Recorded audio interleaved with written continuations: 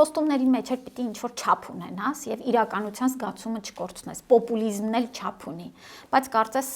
այս մարդիկ այդ առումով էլ չեն հասկանում եւ զարմանալի է, որ կարծում են նման խոստումները կարող են ընկալելի լինել։ Ինչու եմ ասում սա։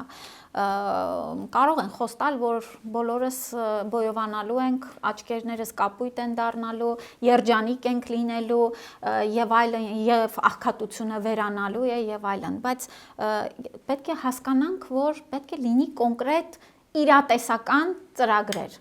Եվ այս մարդիկ տարիներ են ունեցել այդ ծրագրերը իրականացնելու։ Այս անձի հայրն էլ եղել է կառավարության շատ որոշիչ պաշտոնակատար անձ եւ